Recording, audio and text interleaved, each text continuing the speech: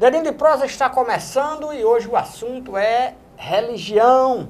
Vamos conversar com o padre Luiz Antônio, da paróquia do Altiplano. É assim mesmo? O padre Luiz Antônio, o senhor é pároco do Altiplano, por favor, se apresente ao telespectador e a gente desenrola aqui o papo.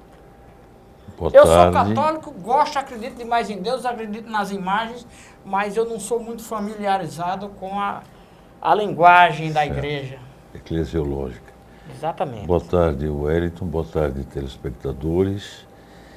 Realmente uma paróquia, ela é um território. Nesse território pode ter uma ou mais igrejas. No nosso caso, a paróquia Nossa Senhora do Perpétuo Socorro, a matriz, que é o Altiplano, dá nome à paróquia. Ela é formada por 4 comunidades. O Santuário da Penha, Nossa Senhora Aparecida no Quadramares e São Francisco de Assis, que é praticamente uma comunidade de base, uma preciosidade na cidade de Recreio, naquele espaço entre Altiplano e Quadramares. Então essa é a paróquia, a matriz é o Altiplano. Padre Luiz Antônio, temos aí um Papa, podemos dizer um novo Papa, porque não faz tanto tempo assim. O que é que mudou na igreja, o que é que tem mudado na igreja a partir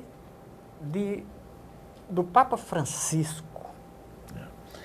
De fato, Wellington, em março fará 2 anos do pontificado de Francisco. E nesses 2 anos o que mudou foi o clima. Há um novo clima, né?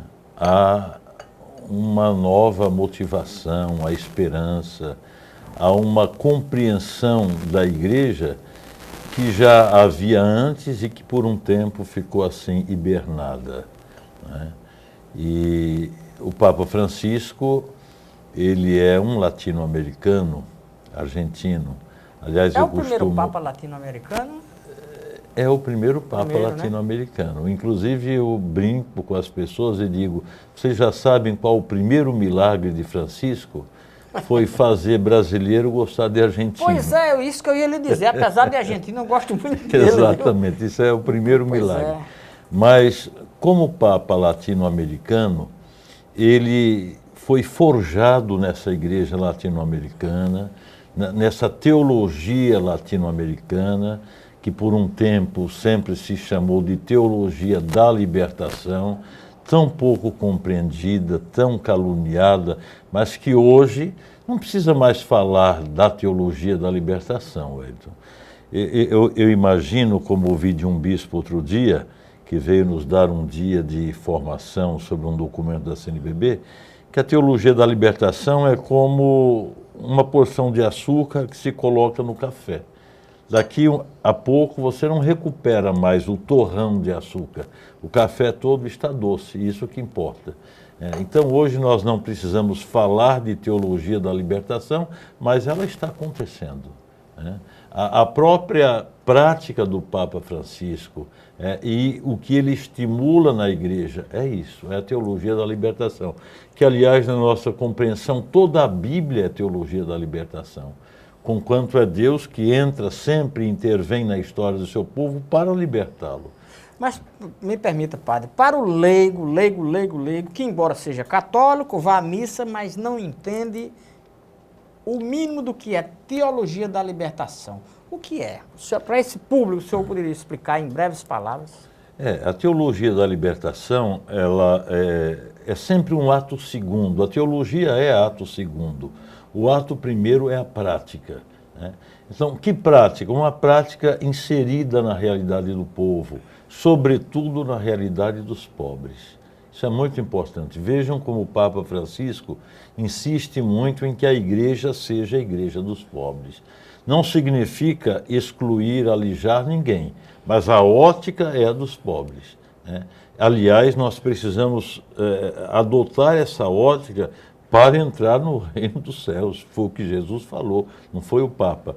Então, de vez em quando, na história, a gente vai se afastando dessa verdade, desse sentimento, e a igreja fica voltada para si mesma, fica numa visão mais intra-eclesial, quando, na verdade, a razão de ser da igreja é a missão, é voltada para fora.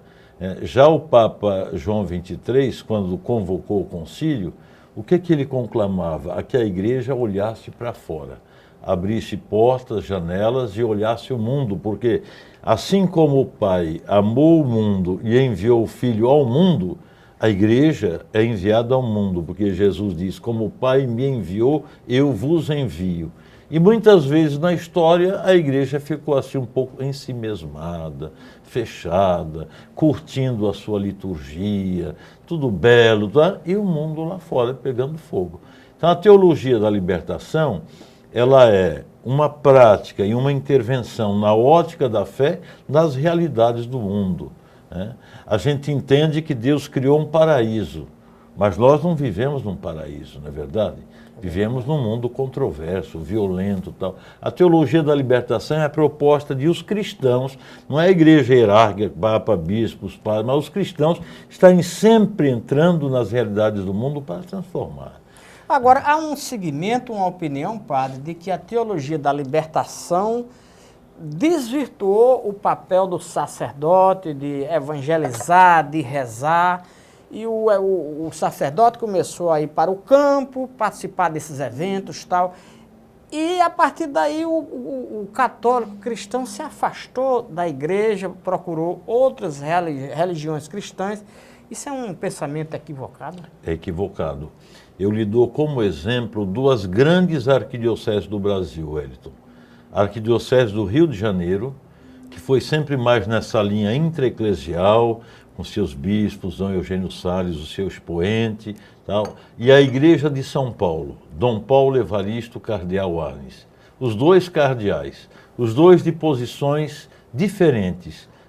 Então, se você pega, por exemplo, as estatísticas dos últimos anos, a Igreja de São Paulo manteve um maior número de católicos, estatisticamente, do que a do Rio de Janeiro.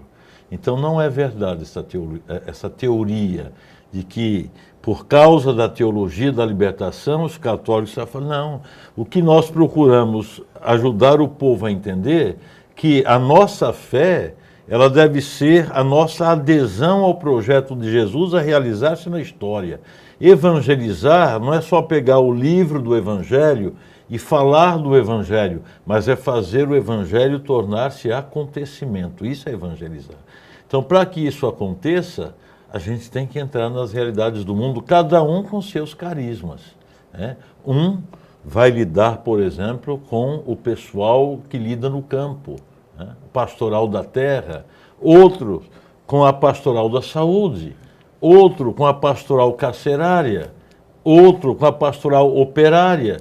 Então, a teologia da libertação levou a igreja a estar bem presente em várias realidades do mundo, da cidade. O Sem Terra, o movimento Sem Terra, por exemplo, tem alguma coisa a ver com a teologia da libertação, com o que Deus quer? Tem sim. Tem, porque... A partir de...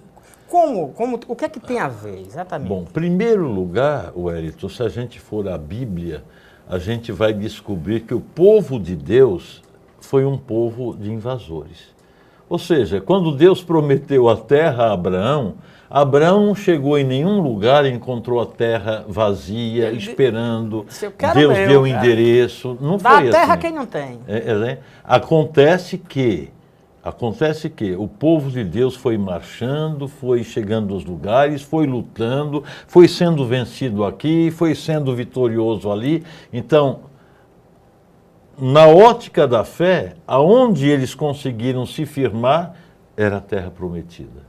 Entende? Então não é uma coisa assim, a terra está lá vazia, o povo vai caminhar, já tem um endereço, Moisés está guardando na túnica. Não, de forma alguma. É um caminhar constante e uma luta constante, até eles encontraram lá os povos jabuseus, os amorreus, vários povos, e eram lutas constantes. É assim que está na Bíblia. A Bíblia é um livro de teologia da libertação. Alguns gostariam sempre de amenizar, de ser um livro religioso, que me traz tranquilidade, que me anestesia a consciência, mas não é isso. Aí eu quero lhe perguntar, primeiro eu quero esclarecer que as minhas perguntas não refletem necessariamente o meu pensamento, Sim. mas elas objetivam provocar a discussão. Qual é que está mais dentro do que Deus quer que seja feito? O padre que só reza ou o padre que vai para o campo? O senhor responde daqui a pouco, porque nós vamos fazer um breve intervalo e voltaremos já já.